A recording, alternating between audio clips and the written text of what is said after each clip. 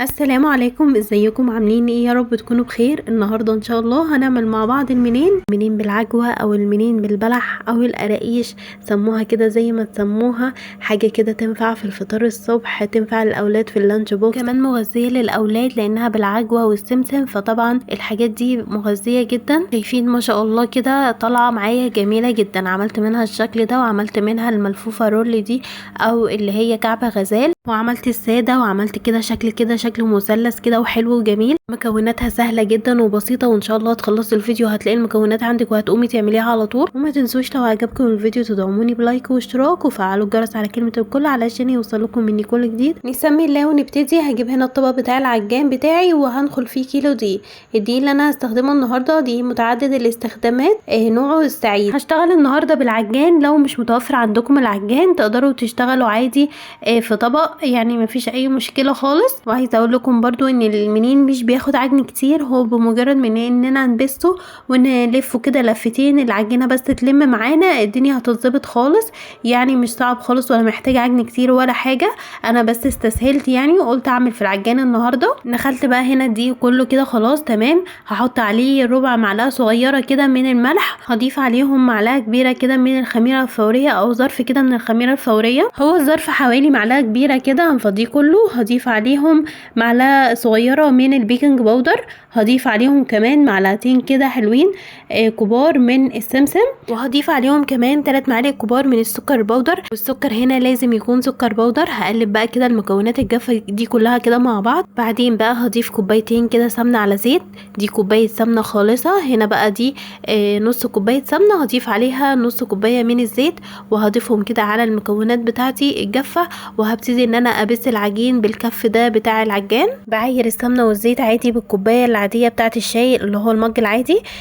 حطيت كوبايه ونص من السمنه ونص كده زيت، علشان الزيت ده علشان يديها قرمشه بسيطه كده. تقدري تخليها كوبايه سمنه وكوبايه زيت، المهم ان هما الاتنين على بعض. الماده الدهنيه كوبايتين من الكوبايات المج العادي بتاع الشاي. هنخلط بقى المكونات الجافه مع السمنه بالبس كده. لو مش عندك عجان تقدري تمسكيهم بين ايديكي كده وتفركيهم بحيث تدخلي المكونات الجافه مع السمنه ويبقوا معاكي بالقوام ده. يعني تمسكي كده العجينه تبقى عامله زي الرمله كده، لما تجمعيهم كده في ايدك وتكبسيهم كده على بعض تلاقيهم عاملين معاكي كده يعني متبصمين كده. بعد كده هضيف كوبايتين من اللبن الدافي. اللبن لازم برضو يكون لبن دافي بنفس الكوبايه اللي انا عايرت بيها السمنه، هي برضو اللي انا عايرت بيها اللبن الدافي. كملت بقى كده عجن لحد ما العجينه لمت معايا خالص، ما بقاش بقى فيه في الجناب كده خالص حاجه ملزقه ولا اي حاجه كده في الجناب ولا دي ولا كله كده اختلط مع بعضه، وبقت عجينه طريه كده ولينه زي الملبن كده معايا. تتشكل معايا بكده بكل سهوله وطريه وناعمه وجميله كده. هطلعها برضو هوريها لكم كده عن قرب.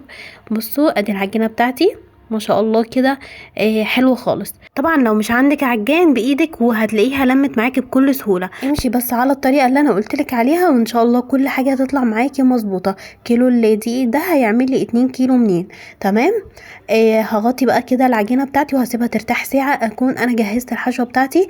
معايا هنا عجوه او قالب عجوه او قالب بلح كده مكبوس، بلح كبس يعني. انا عارفه ان العجوه اللي عندكم بتبقى مختلفه عن دي، يعني بتبقى كده عباره عن كلها كده على بعضها، ما بتبقاش العجوه سليمه كده او البلح سليم كده زي ما انتوا هتشوفوا دلوقتي وهفصصه. انا جايباه كده يعني البلح بيبقى سليم وبفصصه، بطلع النوى وبطلع القمع اللي هو بيبقى فوق في البلحه دي بشيلهم. ويعني عشان لو جالكم بلح مثلا كبسه او بلح زي كده ممكن تعملوه بالطريقه دي. احنا طبعا عشان بلد البلح فهتلاقوا البلح عندنا طازه وحلو كده، بيجي البلحايه كده سليمه. ممكن برضو تلاقي عندكم برضو العجوه دي، قالب العجوه ده ممكن تلاقوه تعملوه برضو. وكل ما تكون العجوه بتاعتك طازه كل ما يكون احسن وافضل طبعا مع المنين، بتدي طعم حلو كده المنين.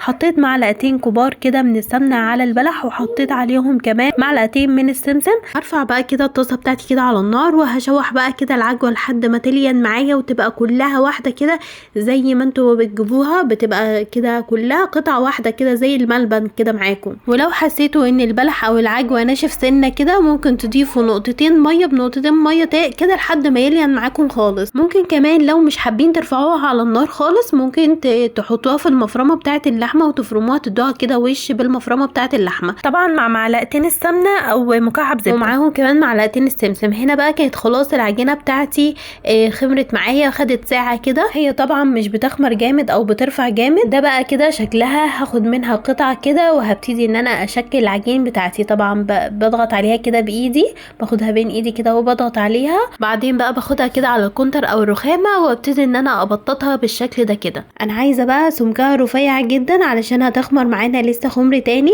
فهجيب النشابه بتاعتي كده وهديها كده هديها كده دوسه بالنشابه، وبعدين بقى هساوي العجين او هشيل الزيادات كده. بعدين بقى هطبطب عليها كده وهفردها كويس.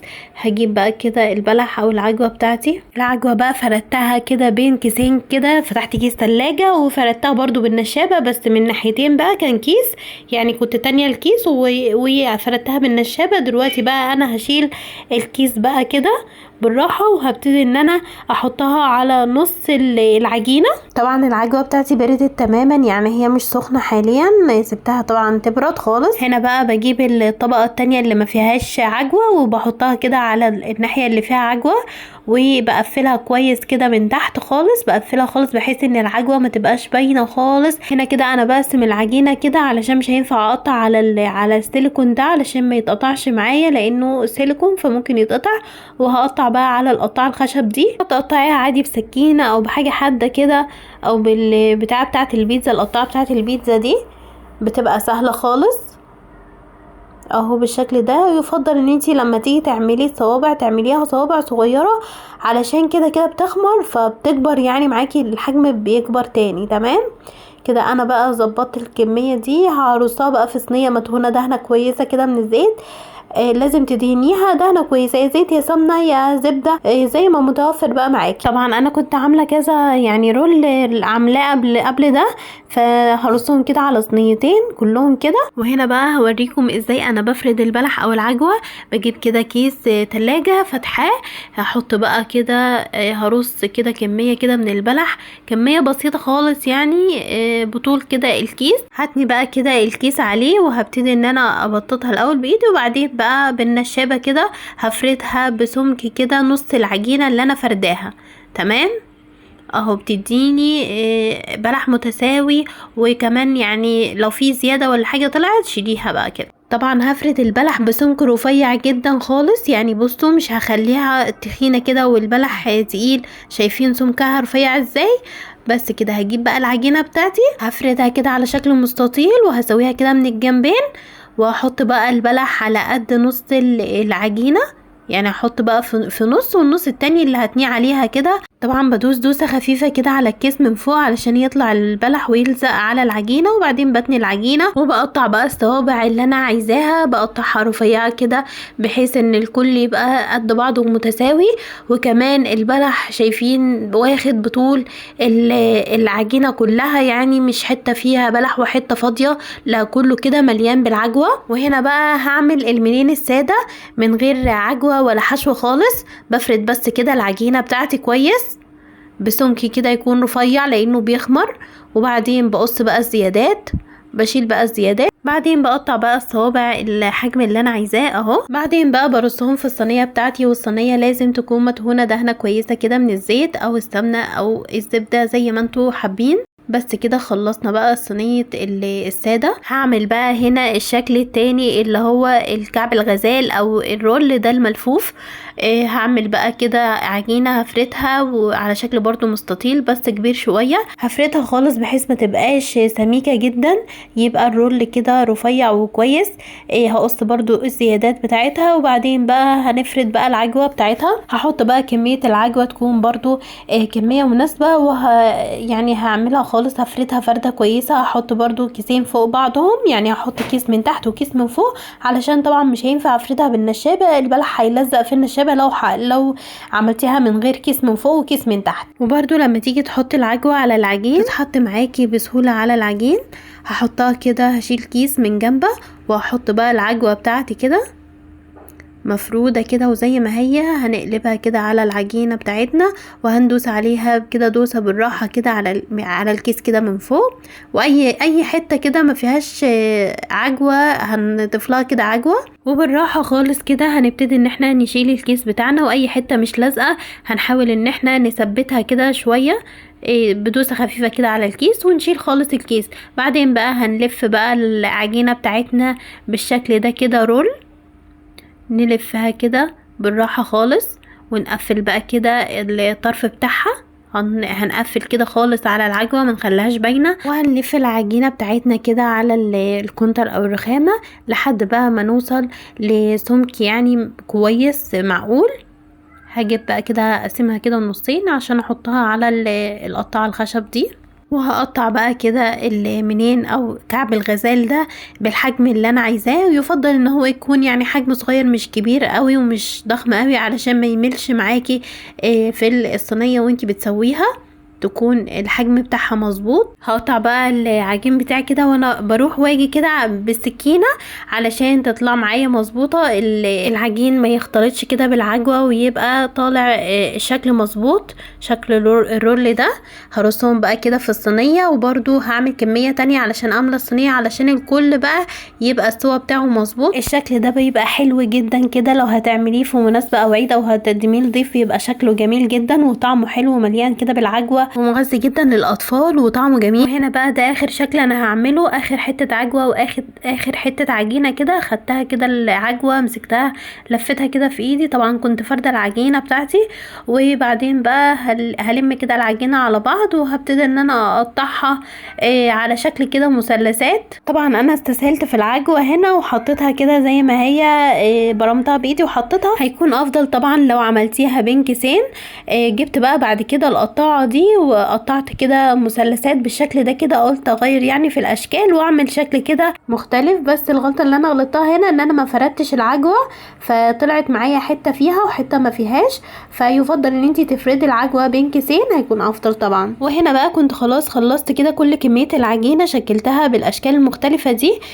تقدروا بقى تعملوا الشكل المناسب ليكم واللي انتوا تحبوه طبعا. على بال بقى ما خلصت كل الكميه، كان الكميه اللي انا عملتها في الاول بدات تخمر كده وتعلى، هسيبها حوالي نص ساعة برضو كده تخمر شوية، وهجيب هنا صفارة بيضة وهزود عليها حبة لبن كده حوالي ربع كوباية كده من اللبن. هضيف عليهم نقطة كده من الفانيليا السايلة، ممكن تضيفوا فانيليا بودر عادي مفيش مشكلة. هقلب بقى كده كله مع بعضه، هدهن بقى كده الوش بتاع المنين كله، وبعد ما اخلص بقى كل صينية اخلصها على طول هرش لها بقى سمسم. حابة تضيفي سمسم ضيفي، مش حابة عادي، احنا ضايفين في العجينة سمسم وضايفين في البلح سمسم، بس انا بضيف لها كده حبة سمسم كده عشان تبقى فايحة كده وحلوة. هعمل بقى كده كل الكمية بالسمسم ده. طبعا لازم نحط السمسم على طول اول ما ندهن كده البيض باللبن او اللبن، بس نحط السمسم على طول علشان يمسك على المنين، علشان يمسك فيه كويس بقى وما يقعش منه كده.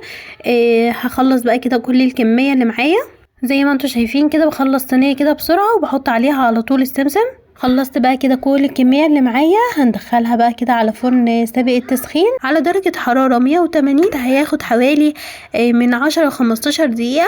اول ما ياخد لون ذهبي خفيف من تحت هنولع عليه الشواية من فوق، واول ما ياخد اللون الجميل ده اللي من فوق ده خلاص كده هندفي عليه او هنطلعه كده خلاص من الفرن. طلع معايا وبقى شكله جميل تحفة جدا، وده بقى شكله النهائي. شايفين ما شاء الله كده واخد السوا المظبوط من فوق ومن تحت، وكمان طعمه تحفة جدا يجنن. وده بقى اللي شكله رول واخد شكل جميل كده، وكمان السادة واخد سنة قرمشة كده على طعمه حلو جدا، كله واخد السوا المظبوط والطعم يجنن. واهم حاجة في المنين بالعجوة لو هتعملوه بعجوة يعني اهم حاجة العجوة تكون طازة، ما تكونش قديمة او مركونة او يعني طعمها وحش او بتشد او يعني ناشفة. وبكده بقى نكون وصلنا لنهاية الحلقة بتاعت النهاردة. اتمنى الفيديو يكون عجبكم، وده بقى كان اوردر مطلوب مني، حبيت ان انا اشاركه معاكم. وبشكر جدا جدا الناس اللي بتكتب لي كومنتات وتعليقات حلوة زيكم، شكرا جدا ليكم. ويلا بقى لو ما اشتركتيش وضيفة عندي جديدة، اتمنى ان انتي تنوريني في قناتي المتواضعة دي وتبقي اخت من اخواتنا، هيسعدني وهيفرحني جدا وجودكم معايا. وما تنسوش برضو تفعلوا الجرس على كلمة الكل علشان يوصل لكم كل الفيديوهات الجديدة والقديمة بتاعتي. اسيبكم بقى في رعاية الله وحفظه، مع السلامة، اشوفكم في الفيديوهات الجديدة اللي جاية. السلام عليكم.